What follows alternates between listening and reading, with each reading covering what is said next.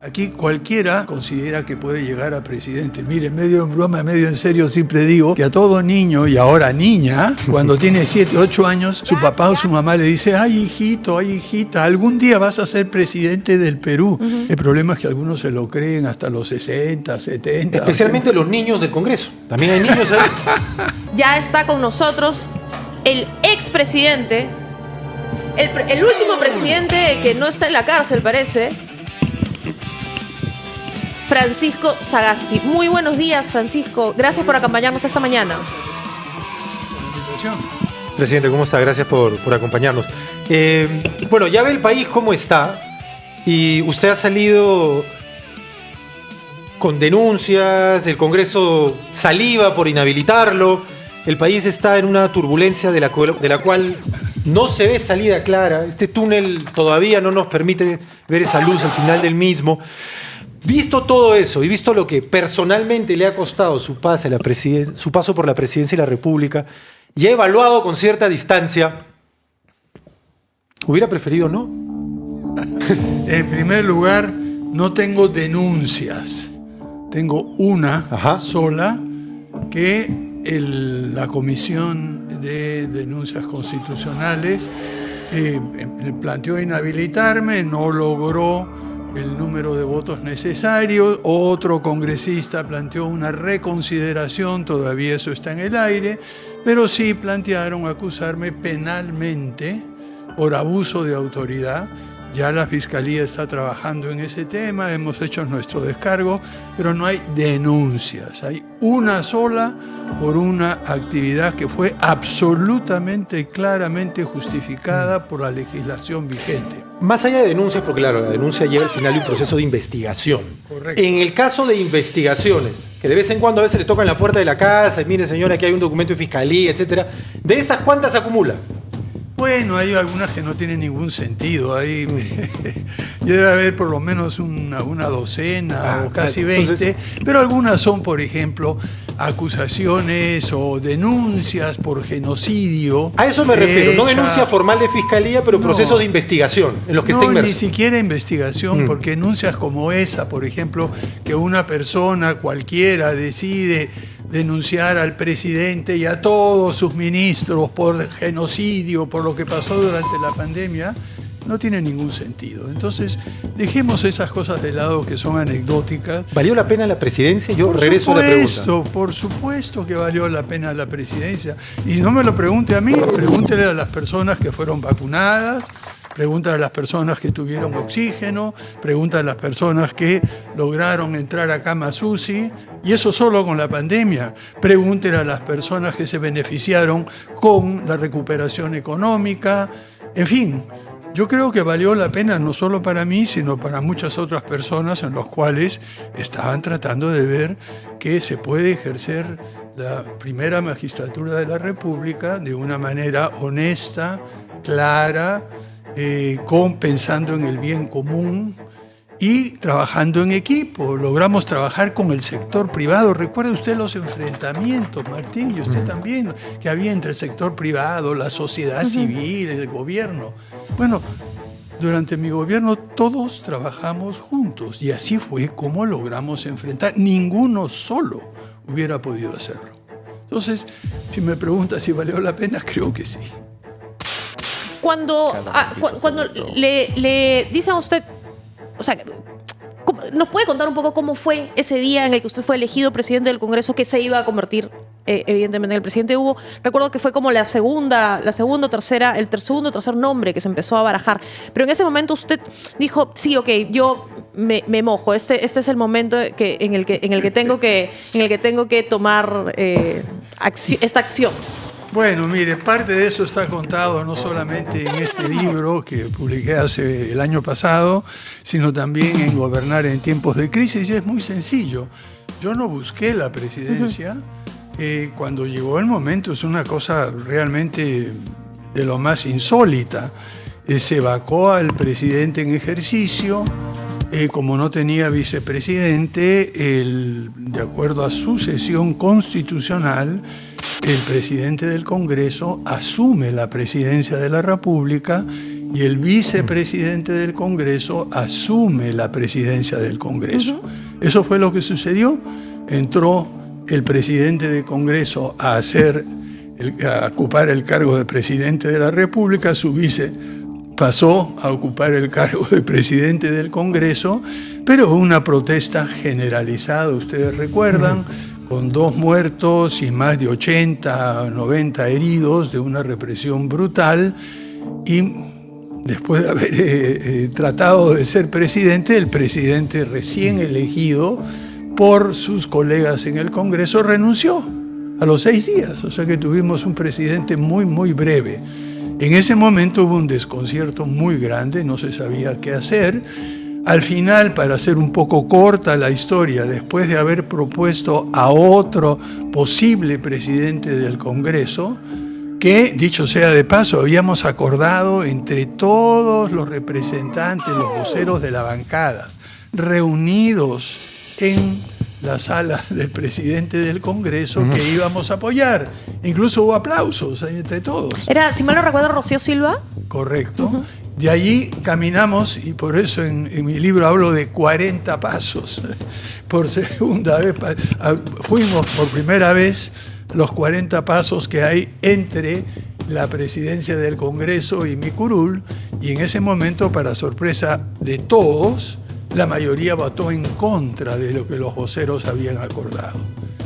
En ese momento tuvimos un periodo de desconcierto, había renunciado el presidente de la República, el presidente del Congreso, y pasamos cerca de 24 horas sin presidente del Congreso. Sí, medio en broma, medio en serio, algunos dicen que las cosas no fueron mucho mejor en ese momento.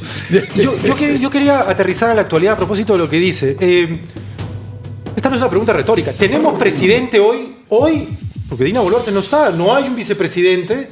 Ella está desconectada mientras vuela porque el avión presidencial no tiene internet. Entonces, una de las cosas elementales, Martín, que uno tiene que hacer como expresidente, no referirse directamente a quien ejerce el cargo de la República. Yo me abstengo de hacer comentarios sobre la forma en la cual el primer mandatario o la primera mandatario ejerce su poder en la actualidad. Esa norma no la había escuchado en ningún lado. Bueno, es una norma ética. ¿Pero le parece que es poco ético criticar la gestión actual? Mire, no es un problema de criticar, no es un problema de criticar a las personas, sino a la gestión. Y todo tiene su momento. En estas circunstancias yo creo que la crítica que se hace al gobierno actual es muy generalizada, no hay que añadir más. Cuando usted tiene a más del 95% de la ciudadanía desaprobando al Ejecutivo y al Congreso, ¿qué más hay que decir? Es decir, lo evidente no se pregunta, me está planteando eso en otras palabras. ¿Para qué tengo que añadir algo? Pero claro, a lo que ya... Usted llega a la presidencia debido a un vacío de poder y es lo que se siente en este momento. Entonces, por ello le planteaba la pregunta. Una presidenta que no está en medio de un impasse internacional, desconectada, buena parte del Ejecutivo no se encuentra en el país. Entonces, claro, uno con todo derecho tiene que preguntarse, eso explica... ¿Quién maneja esto ahora? ¿Quién está al timón? Eso ¿dónde está el piloto? Como decía la película, ¿no? No, eso explica ese 94-95% de desaprobación. No hay una sensación como la que usted dice de que alguien está a cargo. Yo quería consultarle, pasó el periodo de inscripción de alianzas y la verdad es que muy pocas hemos tenido. El mismo Partido Morado tuvo conversaciones con Cooperación Popular, el partido que en este momento encabeza Johnny Lescano, yo creo que estoy usando la palabra de manera acertada, o representa a Johnny Lescano. Pero no se llegó a un acuerdo. Y la verdad es que estamos yendo con un ejército de hormigas al próximo proceso electoral. ¿Esto ¿le motiva algún comentario? O sea, estamos atomizados, divididos, no se llegaron a concretar alianzas, entre ellas el Partido Morado no lo logró. Un momentito, vamos por partes. Y cucharadas. En primer lugar, por partes y cucharadas. En primer lugar, las alianzas es una cosa secundaria. Lo increíble es que tengamos 43 partidos políticos inscritos, ¿no? Yo creo que esto lo que demuestra no solamente una atomización, sino una devaluación de lo que es el concepto de hacer política. Aquí cualquiera considera que puede llegar a presidente. Mire, medio en broma, medio en serio, siempre digo que a todo niño y ahora niña cuando tiene 7, 8 años, su papá o su mamá le dice, ay hijito, ay hijita, algún día vas a ser presidente del Perú. El problema es que algunos se lo creen hasta los 60, 70. Especialmente los niños del Congreso. También hay niños ahí. A donde voy a ver lo siguiente. Pero nadie... ¿Y usted a sus 79 ya? No, ya 80. 80. ¿Todavía tiene el sueño de ser elegido presidente? Mire, hay que ser realista, pero vamos por partes. En primer lugar, por partes y cucharadas, como dijo usted. En primer lugar, yo creo que el tema no es ser presidente. Yo quiero ser presidente. Una de las cosas que me ha preocupado tremendamente es que he visto por las declaraciones e información que me llega como expresidente, tengo toda una serie de redes, de fuentes de información, de que hay algunos que dicen, yo quiero ser presidente porque es mi última oportunidad de ser presidente. Como si ser presidente sea, ¿cómo le puedo decir?, tener un título académico o lo que sea. No. Yo no escucho a nadie decir, yo quiero servir al país. Yo quiero hacer algo bien por el resto. Entonces, un momentito. El problema no es ser presidente. El problema es clave. Para mí, la clave es estar en una posición de poder servir al país, de pensar en el bien común. Y eso no lo escucho. Todos quieren ser presidente. Pero peor aún, y acá vamos al tema de alianzas, Martín. El tema siguiente, todos dicen, no, hay que unirnos, tenemos que tener alianza, unámonos todos detrás mío. Ese es el argumento. Todo el mundo quiere ser cabeza de una alianza, pero nadie está dispuesto a ceder. Nuevamente, es distinto querer ser presidente que querer servir al país. Estamos pasando en este momento por una etapa de gran descontento de parte de la gente, este 90 y pico % de aprobación, que ya está, ese 3% que queda en el margen de error. Récord mundial, ¿no? Es un récord mundial. Estamos pasando probablemente por el periodo con más crímenes violentos de los últimos 20 años. Estamos viviendo una suerte también de crisis económica. Estamos viendo tal vez que nuestras instituciones no están sirviendo a los ciudadanos como se espera que lo hagan y que quizás nuestro sistema democrático esté pasando por su peor momento. ¿Hay salida a esta crisis? Porque con esto que comenta usted de que hay una atomización en las candidaturas, que está diseñada para que sean solamente los 3 o 4 partidos de siempre, que pasen la valla y que nos sigan gobernando estas mismas personas, que pueden cambiar de caras, pero quienes están detrás, o las ideas o las intenciones que tienen sobre el poder, uno tiene la sensación como ciudadano de que son las mismas de los que están ahora y de los anteriores. Mire, ¿hay salida a esta crisis? Mire, disculpe que le diga algo, pero algo que me dijeron a mí hace mucho tiempo. Su problema es que usted es muy joven, pero no se preocupe, eso se cura con el tiempo. No, eso se cura con el tiempo. Sí. Por eso hemos editado este libro, los 76 libros que todo peruano debe leer, que ve a lo largo de la historia. Mira, acabo de leer mirar en el camino hacia aquí un artículo de Bustamante y Rivero que se llama El problema de la democracia en el Perú, escrito a principios del siglo XX. Pudo haber sido escrito ayer. Bueno, lo que voy con esto es que hemos pasado a lo largo de nuestra historia una y otra vez. Yo recuerdo, y eso sí lo recuerdan ustedes, en los años 80, cuando la gente decía en el Perú no se puede vivir, la cantidad de jóvenes que emigraron, entre otros países, a Venezuela. Pero eso llevó a una explosión tan grave como la del terrorismo. Entonces, estamos el frente terrorismo a ese peligro también. Al revés. El terrorismo llevó a esa migración. No es que se fueron y después vino el terrorismo. El terrorismo, condenable, absurdo, histérico, que realmente no debe repetirse nunca más en nuestro país, fue el que llevó a esa situación. Pero esa crisis fue caldo de cultivo para ellos Pero también, logramos salir de eso. Y cuando uno mira hacia atrás, yo empecé a interesarme en la política en 1956 a los 12 años, en la elección entre Prado y Lavalle, ¿no? Entonces, y de ahí he venido siguiendo, he venido participando, he venido actuando, he estado en algunos partidos políticos, algunos fallidos, otros que sí salieron, en fin. Entonces he visto la historia a lo largo del tiempo y siempre hemos salido. O sea que sí hay salidas. El tema es cómo articular un conjunto de voluntades y de personalidades capaces de conjuntamente de a trabajar por esa salida. El problema también es cierto ahora que las redes sociales han aumentado esa fragmentación. Y uno de los problemas que no es solamente del Perú, miren, esa es una parte que yo lo he podido ver en muchos otros lugares, lo que algunos politólogos llaman la desintermediación política. ¿Qué es esto?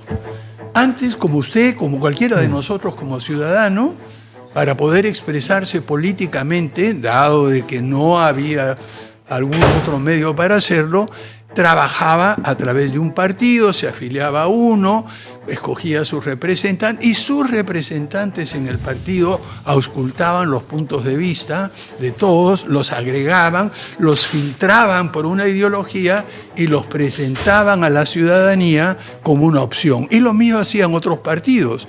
Por lo tanto, la ciudadanía elegía luego de que ha habido un proceso de diálogo interno, filtrado y todo eso. Eso no existe ahora. Ahora cualquier ciudadano puede proyectar lo que piensa, lo que dice a través de redes sociales sin ningún filtro, de ningún tipo. Entonces se produce una cacofonía, todo el mundo habla, todo el mundo y la gente se confunde. Y eso no es solamente el Perú. Lo que tenemos ahora que hacer, creo yo, es repensar lo que es la representación política y cómo se organiza. Y ya hay algunas ideas interesantes, diferentes, heterodoxas, poco usuales, pero creo que va a haber que considerar en algún momento. Sí, si me permite, porque vamos a regresar nuevamente al tema de sus libros, pero ya que menciona libros y menciona el fenómeno de la subversión, por no utilizar la otra palabra más apropiada que lamentablemente nos desmonetiza. No, la usamos. Lo que pasa es que nos desmonetiza. Es un asunto... lo van devaluando. de algoritmo, es un asunto de algoritmo. Pero sabemos de qué estamos hablando y de la insanía que esta representó el baño de sangre que nosotros vivimos. Y en ese sentido, ¿usted está de acuerdo con que se haya cancelado la presentación del libro de Pollay? Mire, todo depende, no lo he leído y yo creo que los organizadores de la Feria del Libro lo que han debido es leer el libro primero. Y dependiendo, si es un libro que simplemente es una apología del terrorismo de una manera abierta y sin ningún... Un libro de cuentos infantiles nunca fue. Bueno, no, pero mire, por ejemplo, ¿usted ha leído el libro de Lurgio Gavilán? No. Bueno, tiene que leerlo. Tiene que leerlo. El libro de Lurgio Gavilán, Lurgio Gavilán, que lo tenemos en este texto, que hace él...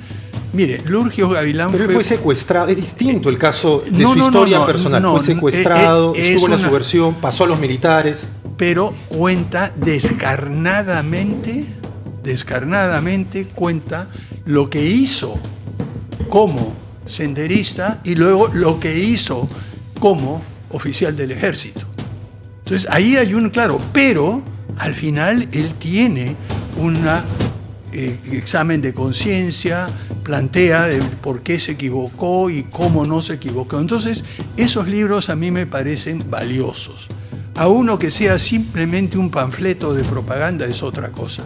No he leído el libro, por eso no puedo emitir una opinión, pero yo creo que todo aquello que exprese una perspectiva distinta o diferente, pero que al mismo tiempo conforme con el mínimo de normas de convivencia cívica pacífica debiera publicarse. Pero si no lo hace, yo creo que no debiera considerarse como un libro legítimo, sino simple y llanamente como una expresión de propaganda sin el más mínimo asomo de remordimiento. El detalle del libro, el que no he terminado de leer, pero he ojeado lo suficiente del mismo, es de presentarse al mismo Pollay como una suerte de luchador social, romántico, que pudo haber equivocaciones, pero que él finalmente pretendía alcanzar para el país un bienestar social pero es al final una justificación de la insanía que su agrupación política terminó imponiendo en el país.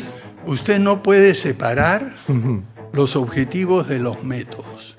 Usted puede tener el objetivo, la visión más maravillosa del mundo. Por supuesto. Pero si para eso usted tiene que asesinar a otras personas, está descalificado. Y como el libro justifica su visión y ya se lo estoy comentando si no lo ha leído, ¿usted cree que debió legitimarse mediante una presentación si no tiene en la principal feria cultural del país? Si no tiene un examen de conciencia y no conforma de acuerdo a lo que son las mínimas normas de convivencia pacífica, social, etcétera, yo creo que eso no es un libro como tal, es simplemente un panfleto de propaganda. Entonces, cuando usted termine de leerlo, Martín, le pediré que me cuente, y yo lo voy a conseguir. Usted lo podría leer también. Yo lo voy a leer eventualmente, yo leo, tengo una cola de libros por leer. No, mire, ni le digo, como ahora estoy escribiendo un par de libros nuevos, y para mí uno de los insumos centrales para poder escribir libros son leer los libros de otros. Tengo una lista muy larga, pero ya llegaré a ese en algún momento. Lo único que le puedo decir, no en específico con este libro, sino en general, cualquier apología del terrorismo, como cualquier apología de la violencia discriminada, represiva, no merece llamarse un libro. Y por tanto no una presentación. El libro se sigue vendiendo. A lo que yo me refiero es la legitimidad de una presentación pública, ¿no? Sin que en la mesa haya visiones acaso distintas, que puedan dar contexto, presencia de víctimas. Mire, yo creo que ese ha sido un error de los organizadores de la feria, que evidentemente no han leído con todo el detenimiento ese texto y lo han dejado pasar, pero como usted dice, el libro sigue saliendo, sigue circulando, y eventualmente, cuando termine la lista de libros pendientes, llegaré a ese libro más adelante. Yo quisiera hablar con usted del tema precisamente que mencionábamos hace unos minutos, que es el de la representación, o el de para qué una persona decide postular y ejercer finalmente la función pública, que tendría que ser para servir al país. Usted fue parlamentario del Partido Morado, y yo quería contarle mi anécdota con el Partido Morado. Yo voté al Congreso por el Partido Morado, voté por Ed Málaga. Y le creía, ¿no? Incluso en la campaña yo lo apoyé, dije, no, el científico rocker, ¿no? Qué lindo. Esta persona me representa, esta persona que es como creo que, o como yo solía elegir a mis candidatos al Congreso, esta persona va a votar en el Congreso como yo votaría. Finalmente, la historia la conocemos todos, el señor se ganó su apelativo del camote, porque se volvió naranja por dentro, lo descubrimos cuando era congresista. Quería preguntarle cómo se soluciona, no el tema de Ed Málaga en particular, sino en general el tema de la falta de representatividad, porque no hay mecanismo para que un ciudadano le exija a su representante en el Congreso que mínimamente cumpla con la línea política que prometió seguir cuando era candidato. ¿Qué podemos hacer? ¿Deberían perder su bancada? Mire, en primer lugar, yo creo que ese es un problema de los propios partidos. Recordemos que el señor que usted menciona no era militante del Partido Morado, no era una persona que había pasado por los cursos... Pero el Partido Morado lo puso ahí, de alguna forma. El presidente del Partido Morado en ese momento tenía la facultad de elegir a los invitados. Y la responsabilidad absoluta no es del partido, sino de la persona que ejercía la presidencia en ese momento. Eso es en primer lugar. Y en segundo lugar, mire, creo que es sumamente importante ver... Uno no llega a la política simplemente en paracaídas, que llega desde el aire. Uno tiene que tener una cierta trayectoria, o profesional, o intelectual, o política, que uno tiene que ir viendo a lo largo del tiempo. Y no basta tener simple y llanamente una trayectoria puramente intelectual, sino hay que verlo también en actuaciones que demuestran un compromiso con el país y, sobre todo, lo que usted ha dicho, un compromiso con la ideología del partido, con los planteamientos. Es evidente que esta persona no se leyó el ideario del partido, no se leyó cómo gobernar. Yo recuerdo cuando recién fue elegido, tuvimos una reunión con él y los 3 parlamentarios del Partido Morado en ese momento, conversamos y discutimos y le dije, oiga, ustedes tienen que tener esta perspectiva y todo. Y en fin, una de ellas sí, la otra más o menos, y el señor que usted menciona simplemente no respondió. Entonces yo creo que desgraciadamente cuando en un Congreso tenemos de los 3 representantes elegidos a 2 invitados elegidos a dedo por el expresidente, que luego renunció y se fue, no renunció al partido, pero renunció a estar y está en este momento fuera del país. Dos de esos tres en esas circunstancias, yo creo que responsabilidad, o sea, responsabilizar al partido morado en general es un poco exagerado. Pero los partidos políticos, o sea, es verdad que todos hechos de acuerdo a ley y que la Correcto. responsabilidad de acuerdo a las normas electorales o las normas o la ley de partidos políticos se ha cumplido, pero no cabe en ese momento hacer repensar esto. O sea, ¿cómo puede ser que un partido político, porque el presidente del partido o el candidato a la presidencia pone a los invitados o como sea su mecanismo interno, pongan al Congreso a personas que luego, un año después o menos tiempo, ya no son parte del partido y ya nadie es responsable por lo que ellos hagan, por cómo voten? No, tiene toda Porque la además razón. los parlamentarios, o sea, como no tienen mandato imperativo, tampoco les podemos exigir que voten de una forma o de la Mire, otra. ahí hay una cosa, yo creo, y esto he venido conversando, y disculpen que cambie un poquito el tema, pero está muy vinculado a lo que usted dice, a lo que usted planteó anteriormente, Martín, ¿no? Yo creo que ahora estamos en un momento a nivel mundial en la cual hay que repensar la democracia. Recordemos lo que dijo Churchill hace muchos años. La democracia es el peor sistema de gobierno, exceptuando todos los otros que se han inventado. Y él usó la palabra inventado. Yo creo que hay que reinventar una vez más la democracia. Y he visto un artículo la semana pasada, publicado en La República por Alberto Vergara, y que hace eco a cosas que se han venido diciendo hace mucho tiempo y que yo he venido planteando. Imagínense usted otra cosa. Aquí hablábamos de representación, cómo representar a un país tan diverso y todo. Una cosa que parece una locura, pero que me parece que podría funcionar, es tener un parlamento, sea ya un senado, una cámara de diputados, elegidos de tres maneras distintas. La primera manera, sorteo. Sorteo. Exacto. Bueno, quizás, Un tercio. sí. Si quiere ser representativo, Quizás son serio al mejores que los azar, que tenemos en realidad. un tercio elegido al azar es lo más representativo que hay, ¿no? Si muestras aleatorias, ya sabemos todos los que saben algo Me de parece que los estadística. griegos elegían a sus jueces por sorteo. Exacto. Pero una cosa mucho más chica. Pero en fin, imagínense un tercio del Parlamento elegido por sorteo. Me gusta la idea, la verdad. No, un momento, estoy hablando de un tercio, ¿no? Sí, sí, y sí. podría ser 40%, 50%, todo eso está discutible. Y este tercio lo que hace es acceder, y si uno no quiere ser, es como es en Estados Unidos el hecho de ser jurado, Sí. que uno lo sortean y si no quiere pasa el accesario, etc. ¿Quién no va a querer ser Segundo congresista? lugar, no, de repente no, hay personas que no. En segundo lugar, otro tercio elegido por organizaciones representativas de diferentes sectores de la sociedad civil, empresarios, académicos, profesionales, trabajadores, de acuerdo a un sistema meritocrático, un concurso de méritos internos entre todos ellos, en los cuales un tercio del Congreso es personas con experiencia, conocimiento, una meritocracia. Y un tercio puede ser un poco más, un poco menos, elegido a través de partidos políticos convencionales. Eso sí, una vez que son elegidos, cuando llegan al Congreso, como no se puede tener una cacofonía, los elegidos por sorteo o los elegidos por meritocracia tienen a la fuerza que afiliarse a uno o a otro partido político de tal manera de tener cierto orden en el manejo. Y de esa forma usted garantiza tres cosas. En primer lugar, representatividad, sorteo al azar. Segundo, capacidad e incompetencia, meritocracia de organización.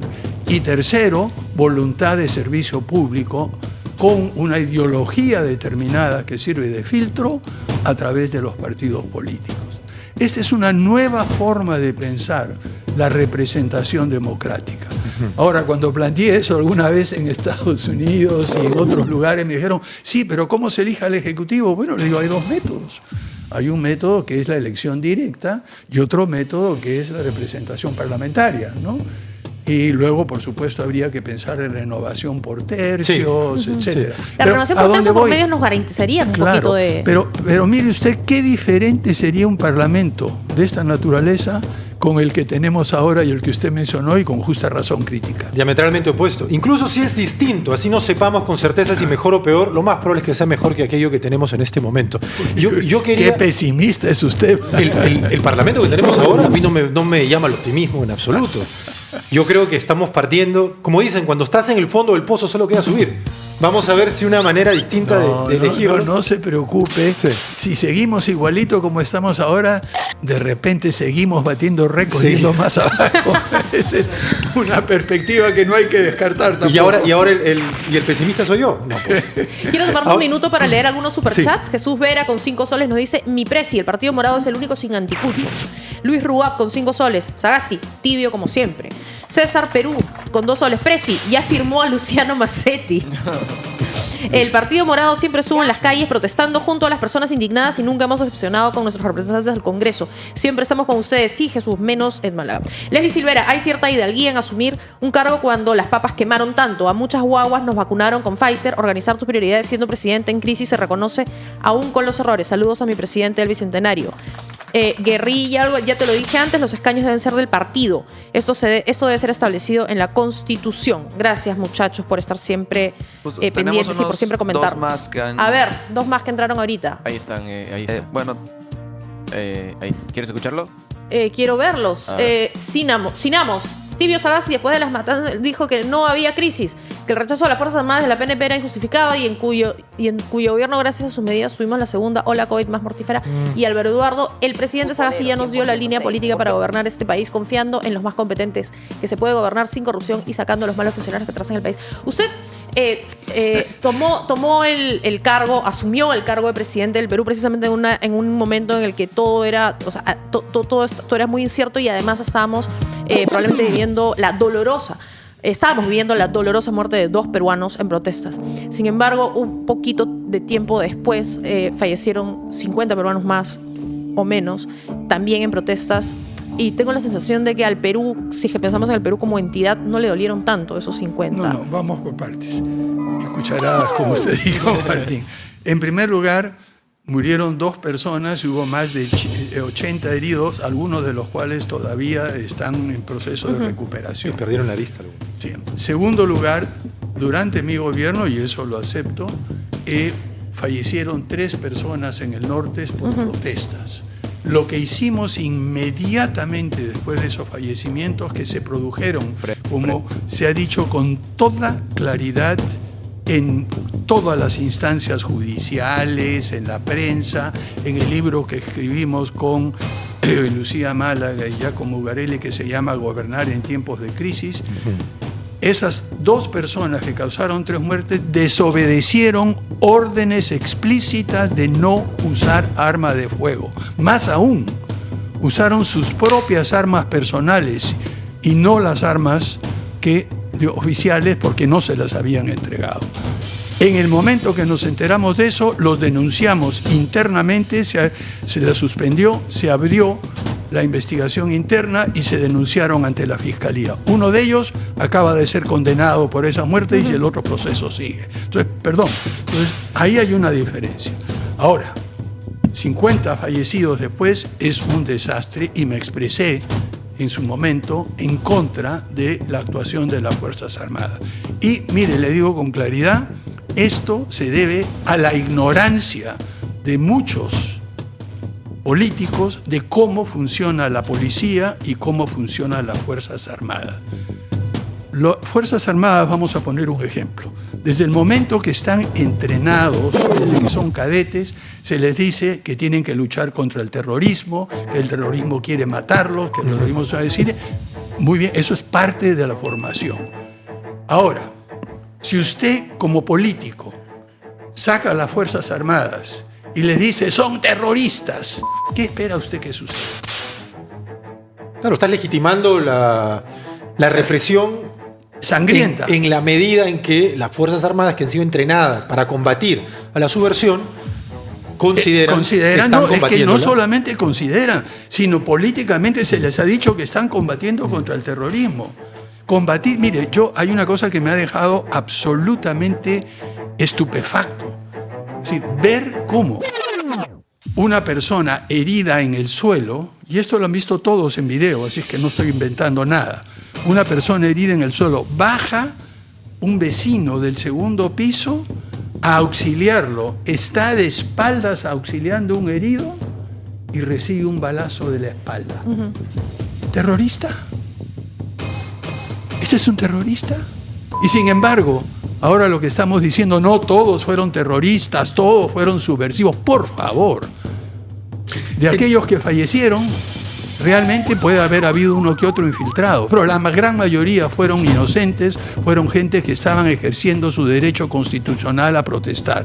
Y eso lo dije en su momento. ¿Cree que no se siente la fuerza de las calles en ese momento, la fuerza de la protesta de las calles en ese momento, debido a eso, a miedo de lo que le pueda pasar a uno después de ver lo que pasó en esos años? Mire, hay muchas razones, hastío, necesidad, miedo, pero acá hay un artículo interesantísimo, cambiando un poco el tema, pero que me parece claro para poder, que es el artículo de Héctor Velarde, que lo incluimos en los 76 libros que todo peruano debe leer. Y Héctor Velarde habla del concho telúrico de acometividad. El concho telúrico de acometividad. ¿Qué significa esto?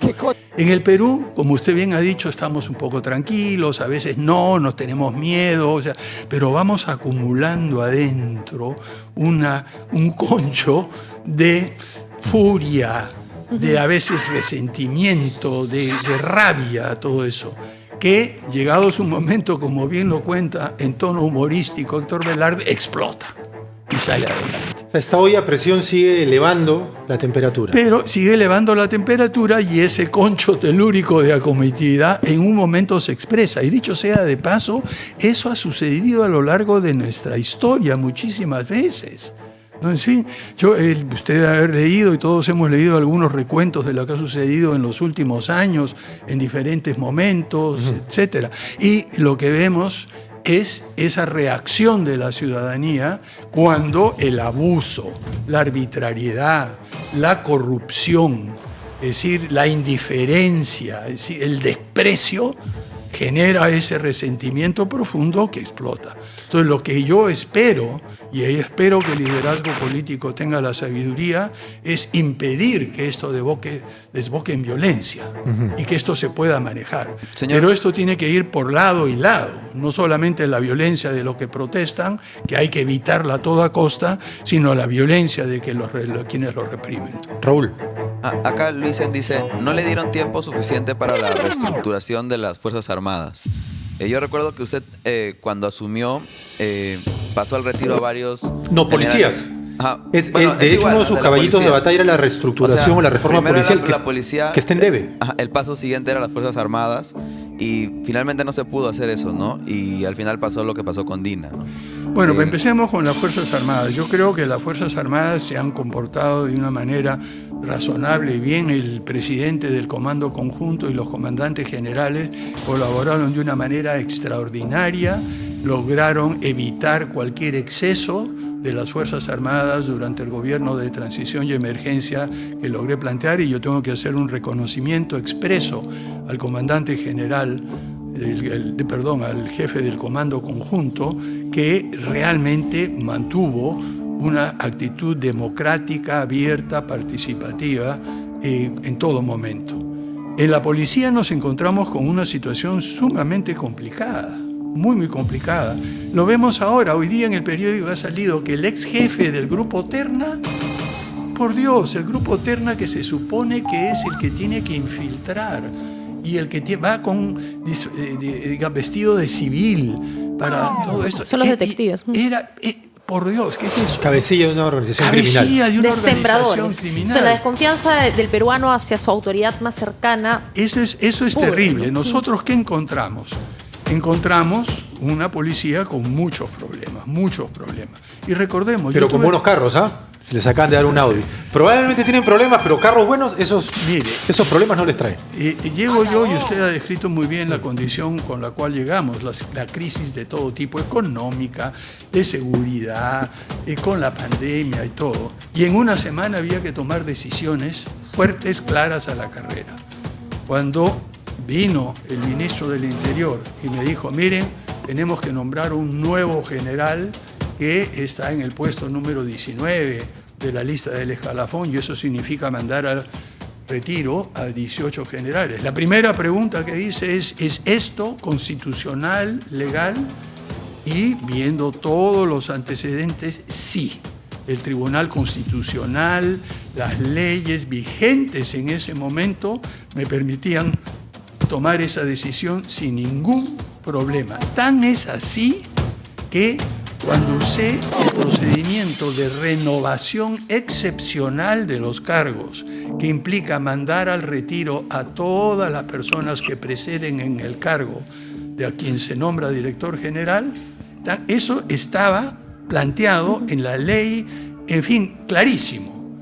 Este Congreso, después de decir de que yo he abusado, ha tenido que pasar 2 años después que salí, una ley eliminando la posibilidad de renovación por motivos excepcionales. En otras palabras, si tuvieron que eliminar eso, están reconociendo implícitamente que estaba vigente cuando yo lo hice. Ese es el caso por el cual usted está siendo denunciado en el Congreso Denunciado de la República. por Solo para abuso poner de contexto. autoridad, para el caso que estoy abusado.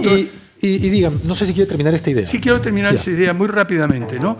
Otra de las cosas que hicimos, ver la lista de los 18 generales que iban a pasar al retiro. 15 tenían las siguientes características. Uno, que estaba limpio, había estado 1 mes en UCI, cuidados intensivos por COVID. Pregunté a un médico y me dijo, mira, si quieres matar a ese señor, ponlo de director general en este momento. Y dije, bueno, no se puede.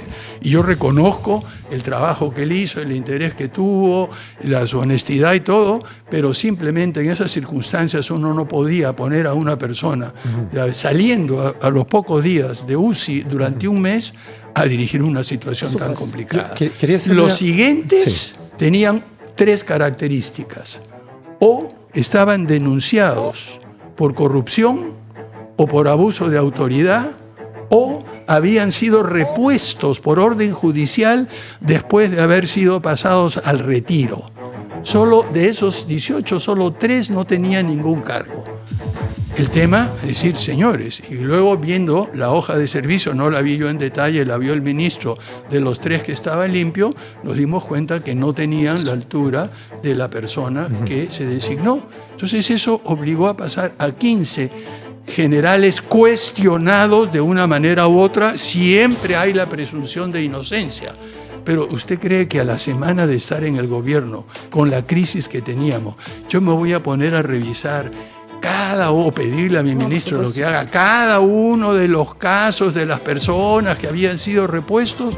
No, ante una duda razonable uno toma una decisión clara, drástica.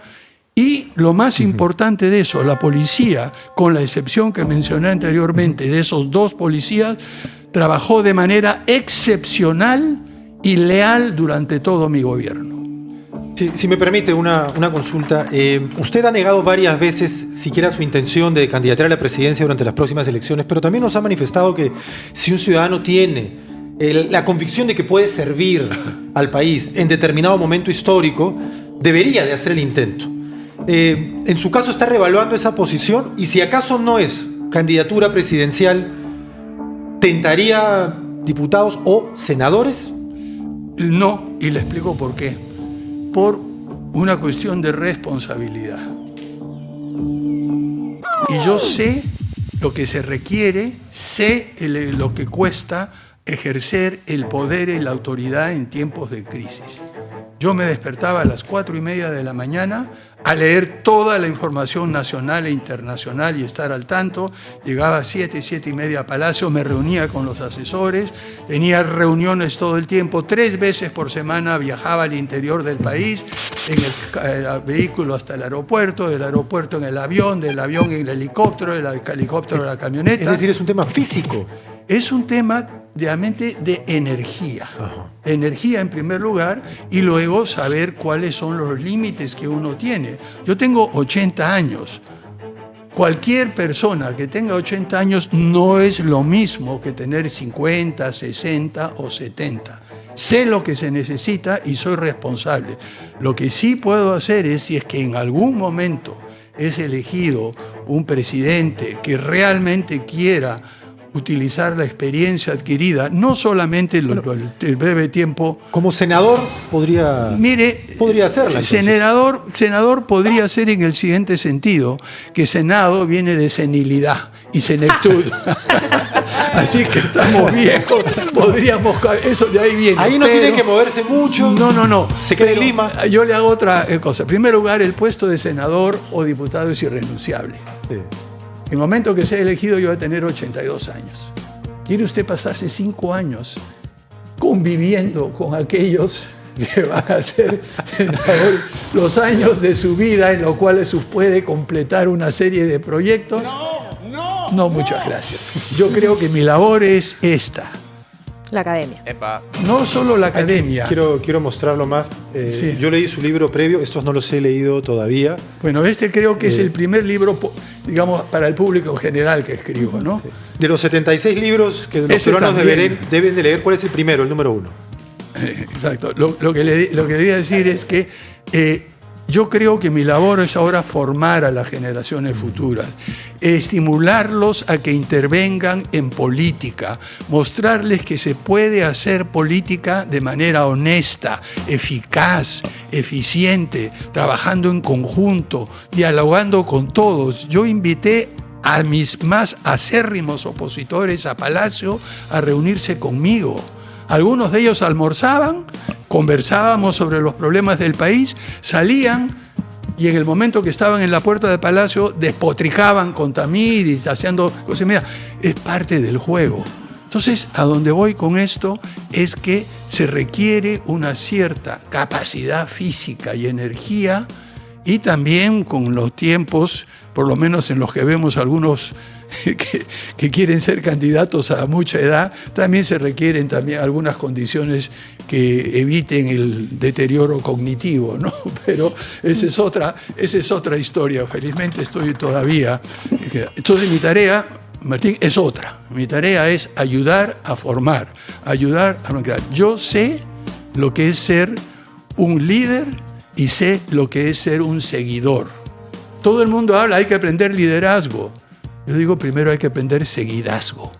Si usted no sabe cómo seguir de manera leal, de acuerdo a principios, a quien usted mismo ha elegido como líder, jamás va a poder saber qué es lo que se requiere para poder ser líder.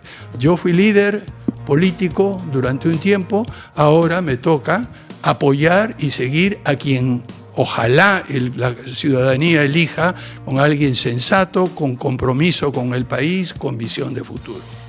Yo quiero pedirle dos últimas cosas. La primera, el tiempo nos ha ganado, pero quisiera pedirle si nos puede dar un breve mensaje hacia los jóvenes que están desencantados de la política, un mensaje para encarar la próxima elección con algún optimismo o con alguna esperanza. Mire, empecemos con la advertencia que tiene 2500 años. Platón. Ajá. Platón nos dijo con toda claridad: el precio de no involucrarse en la política es ser gobernado por los peores. Duro, no se ¿no? quejen. No se quejen, jóvenes. Hagan. No se quejen, hagan. Si es que no interviene. Ahora, eso no quiere decir que tienen que ser nuevamente candidatos, yo quiero ser presidente. No, hacer política significa desde estar en la asociación de vecinos, estar a nivel local, trabajar políticamente dentro de un gremio en términos de ejercer. La política significa ejercer el poder y la autoridad que delegan en una persona aquellos que forman la comunidad que él dirige. Y esto se puede hacer en un montón de instancias, pero si no hacemos eso, si decimos, no, la política es muy fea, puede acá, miren lo que le están haciendo a este, al otro, a Sagasti, etc., nunca vamos a mejorar. Mira, en ese sentido, solo leo un superchat. Blas Abraham Félix Rojas, 5 euros. Señor presidente, tengo 26 años y me he unido al Partido Morado, fortalecido por su mensaje. Espero verlo en la formación. Gracias por su liderazgo, ¿no? Y ahora sí, lo último. Poesía.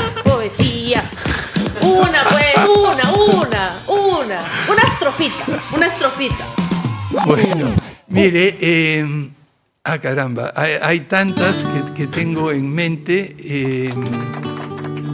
Hay una que no es poesía, pero quizá la voy a citar. Con eso termino el libro que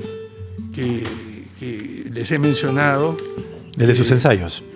No de los ensayos. Este ensayo que se llama Incertidumbre, 5 ensayos para entender nuestro tiempo. Cuando me dijeron, ¿por qué no publicaste 7? Le dije, no. 7 ensayos ya está definido y planteado. Pero miren, esto, aquí cito a Marguerite Yourcenar. No sé si ustedes Las conocen. memorias de Adriano, Memorias de maravilloso. Las memorias de Adriano. A ver, ¿dónde tengo esto? Porque ya tantas veces la he citado. Pero, en fin, mire, lo que dice Marguerite Yourcenar, poniendo en boca de Adriano: sé que vivimos tiempos terribles, que vamos a estar en una situación extremadamente compleja, extremadamente difícil, que triunfará el mal y todo, pero de vez en cuando triunfa el bien. Y para esos periodos cortos de tranquilidad, felicidad, es lo que vale la pena trabajar. Y luego hay una frase, bueno, el problema es que yo me manejo en 2 idiomas, en inglés y en castellano. Hay un poema que puedo decir. Por supuesto, en inglés. después lo subtitulamos para los diferidos. En inglés, George Linnaeus Banks era un poeta británico del siglo XIX y escribe un verso, un poema hermoso que se llama ¿Para qué vivo? Y al final termina diciendo: For the wrong that needs resistance, for the good that needs assistance, for the future in the distance, and the good that I may do. Yo creo que esa es decir, ¿para qué vive uno? Por el mal que tiene que ser resistido, por el bien que tiene que ser asistido, por el futuro en la distancia y lo bueno que pueda hacer en mi vida. Yo creo que ese pequeño poema es el que debiera, digamos, motivarnos a muchos de los que trabajamos o hemos trabajado y queremos seguir colaborando en el ámbito público a participar activamente en la política. Muchísimas gracias. Nos hemos súper pasado de tiempo. Le agradezco muchísimo por acompañarnos hoy. Y, por favor, no se vayan, conéctense a Nadie se Salva y busquen en librerías 76 libros que todo peruano debe leer. Incertidumbre, una colección de ensayos. La primera es una recopilación de Cristóbal Jovín con el expresidente Max Sagasti. Hernández. Y el segundo es sus ensayos. En mis ensayos. Muy bien. No se pierdan Nadie se Salva. Seguimos Le con eso. había preguntado cuál es el que de todas maneras hay que leer, pero ya ustedes lo sabrán cuando tengan el libro en manos. Hasta mañana. Nos vemos. Chao, chao. De los 76 tienen un top 100.